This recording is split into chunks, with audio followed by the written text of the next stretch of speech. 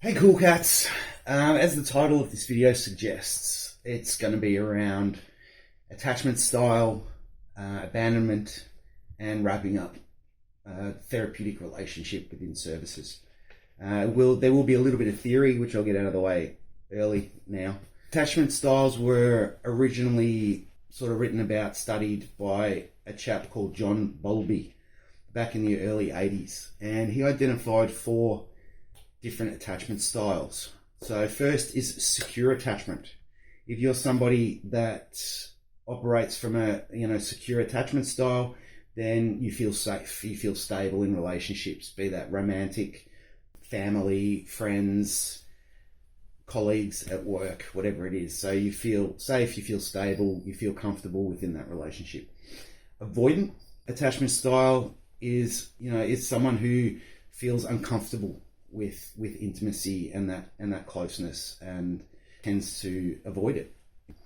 There's disorganized attachment, which is characterized by somebody feeling that they're not worthy of love or connectedness, closeness. They don't deserve it. And then there's me, anxious attachment. I go into relationships, any of the above mentioned, and feel really uncertain, just based on my own lack of self-worth and, self-esteem, these sorts of things. So really uncertain in relationships, constantly needing validation and, reassurance that the person that I'm in this relationship feels, positively about me and, isn't going to disappear.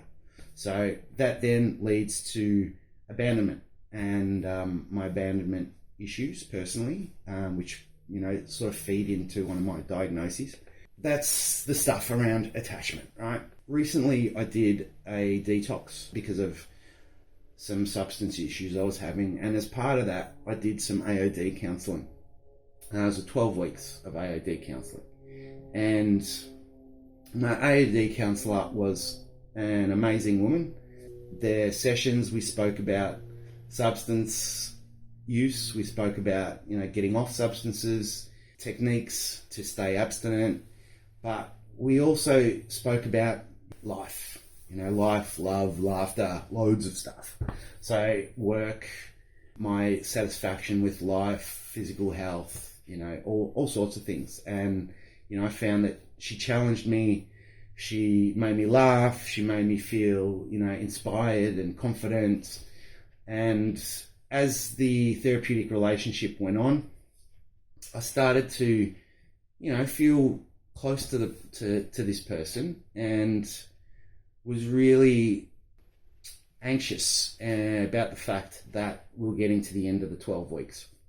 She was extremely professional this whole time, in that, there was a countdown. Okay, we've got 4 sessions left. What sort of things do you want to discuss? I wonder if my cat is in the frame right now. We've got 3 sessions left. How are you feeling about coming to a close? We've got 2 sessions left. Or next week is our last session. So very professional on that front. Knowing I was coming into the last session, the weekend prior, I just was feeling really flat, not motivated. I think I spent most of the weekend in bed.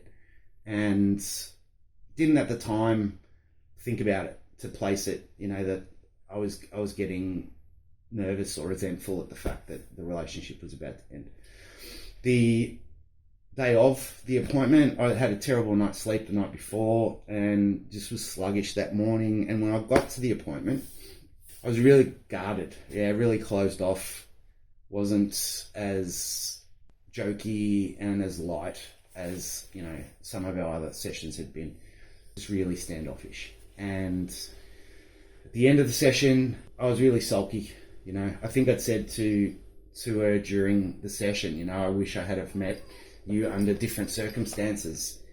It would have been lovely to have met this person in a social setting, although she is a very attractive woman, and I don't think I would have had the nerve to go up and talk to her. But, outside of that, I wish I had have met her in a social situation so that relationship could continue. Jokingly, but there was an element of truth to it.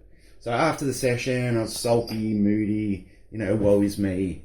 And coincidentally enough, had my psychologist appointment about half an hour afterwards. So I went into the psychology appointment, and my psychologist, we spoke about what had happened earlier that morning. And he put to me that, even in the way I was taking this difficultly, he asked whether I had similar reactions to closing my relationships with clients in my work. And I had to admit that, sometimes I find it difficult to wrap up work with clients. And he suggested, well, maybe she was feeling the situation was a little bit crappy too. And I was like, oh, I don't care. She's a professional. She should have, whatever, blah, blah, blah. And just didn't, show any empathy or, give that any thought at all. Yeah, went home, went about my day. The next day, the universe really threw a spanner in the works. I love the fact that, life will give you lessons, it will let you know what you need to know when you need to know it. And the next day I was at work, and there was a guy I was working with who was being discharged that day. So before his discharge, I went to speak to him, and I asked him, how are you feeling about discharge today? And he's like, oh yeah, no, really good, want to get home, play some video games. And he said, oh look, maybe we can be friends after I get discharged. And I explained how, that's not appropriate. There are policies in place by the organisation against that. And, that's based on the safety of myself, physically and, emotionally. But more importantly, the safety of, the client and their mental and emotional safety as well. Because, in that role as a peer worker, whether that was in an inpatient setting or in community, part of it is taking on a bit of a mentoring role, perhaps. I can understand what somebody's going through, and perhaps these were the things I put into place to support me through these things, and we share ideas. And in certain parts of my life and certain stages of my life, if a client was able to see me at those certain times in my life, they'd think I'm such a hypocrite. That could lead to some issues, and it's just fraught with danger. And it is hard. There was one guy I was working with in community. He was one of the most wonderful young men I'd ever met, even if he was a Melbourne supporter. No offence, Melbourne supporters. Wonderful, wonderful guy. Yeah, and I would really have loved to be able to continue a relationship with him, but wouldn't have been ethical, wouldn't have been right, and I would have been doing it for my needs rather than his. And I really hope he's doing well, and I have all faith that he's going to find his place in the world, because amazing man, great heart, and just needs a little bit more faith in himself. He can take over the world in a positive way. I'd had this conversation with this guy before discharge, and after telling him that we couldn't be friends moving forward, I did offer post-discharge peer support, which is a phone call, once a week for about 4 weeks. And his response to that was, if we can't be friends, there's no point. There's no point keeping in touch. I completely get it, and that's cool. Whatever's best for this person. So over 2 days, I saw this situation from both perspectives, right? The first day, I was the client getting pissy that I couldn't see my counsellor moving forward. And then on day 2, I was in the therapist role, I guess. Not that I'm a therapist, but I was in that role, trying to let the consumer know that it's nothing personal, it's just not healthy. And it was that night, driving home, I began to reflect on particularly what my psychologist had said, that, maybe she was looking for some, positive closure around that relationship as well. And I felt like a real asshole because, I didn't allow that to happen because of my, the walls I put up, how guarded I was. It was really selfish of me to, I was only thinking about my response to that situation. And, I really, really wish I had have shown more respect to that relationship and been present in that moment to close our, therapeutic relationship in a positive way, to be able to show the gratitude for her guidance and her input. She was amazing. So I regret that. I hope she knows that despite my sookiness on that last session, that I am very grateful to her for everything and for, you know, all the conversations we had along the way. But it was a bit of a dick move on my part not to, you know, respect her feelings in that moment. I've said to many people, you know, that the mind is a very powerful thing. Perhaps this situation suggests or is good evidence for the fact that powerful as the mind is, the heart is more powerful, you know, and sometimes feelings and emotions can overwhelm another plane, can overwhelm the intellectual side of things. Intellectually, I knew exactly what was coming. I knew it wasn't personal, but emotionally, on the day, in the moment, I took it personally.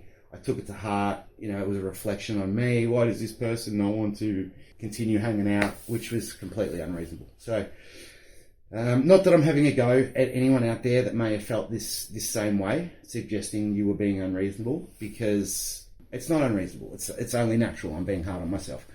It's, you know, it's a natural human reaction, particularly for those of us like myself with anxious attachment style and abandonment issues. So if you have found yourself in that position at the end of a, you know, therapeutic relationship and you have felt that way, don't be hard on yourself, because it's normal, it's natural. But do please realize that it is not personal. There are many, many cases, and I mentioned one before around Mr. Melbourne supporter, that there are definitely situations where the professional would love to maintain a relationship with someone, you know, but they can't. And they're not doing it to hurt the person. They're doing it because it's the best thing. You know, you want the person that you're engaged with, particularly in my profession, you want that person to just get up and fly, you know, to become the best version of themselves. And sometimes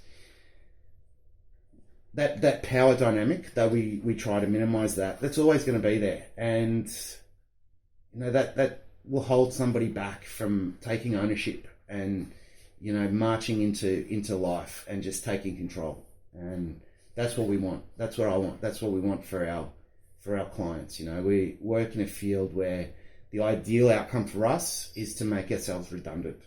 Right? It'd be great to live in a world where nobody needs our services. I guess at the end of the day, to sum it all up, what I'm saying is, you know, to those of you who have found yourself at the end of that therapeutic relationship, please don't take it personally. If your therapist, your peer worker, your counsellor, whatever it is, if they can't maintain a relationship with you moving forward, please do not take it personally. It's not about you. It's about the limitations of the position and safety for both you and the professional. So I guess that's it. Hey, so there's something I just wanted to add. I've been chatting with people over the last couple of days, and it turns out that this feeling a little bit off kilter when wrapping up with services isn't just me, it's actually a thing. So just be aware of it, yeah? And leading up to, you know, maybe the last day of support, be gentle with yourself in those days leading up, and where possible, take the rest of the day after whatever appointment you have that's wrapping up with supports. Take the rest of the day to practice some self-care, prioritize your mental health. And this is a great example of allowing yourself that chance to prioritize your mental health and do whatever it is you need to do to practice some self-care after you're leaving services. You know, be that find a park, do the Hara meditation, which is here on the channel. Check that video out. For myself, it would be going to the beach, sitting on the beach, going for a dive, just going out into nature. But, you know, whatever works for you, go do some art, do some writing, go for a walk. But just be aware that, particularly for those of us with abandonment stuff going on, that it can be a difficult time. So be aware of it. don't feel bad about it, and do whatever you need to do to make that transition as comfortable as possible. Allow yourself to feel like shit, but put in place whatever you can to make that journey a little bit more gentle for yourselves, yeah? Prioritizing that mental health. All right, that's enough for me. Keep going. I probably could continue to waffle, but it would just be waffle, and I don't have any maple syrup. Hey there, cool cats. I did a really long-winded end sequence thing on a few of my early videos about like, share, subscribe, comment, all that bullshit. You know what to do with that. But it also summarizes with any proceeds that come to the channel, they're going to be donated. Anyway, what's more important is though, listen, take away what works for you, and it's what's even more important is prioritize your mental health. It's not selfish, it's actually selfless, because it makes you more available for those in your life, all right? So your mental health is key. Peace out. Ciao.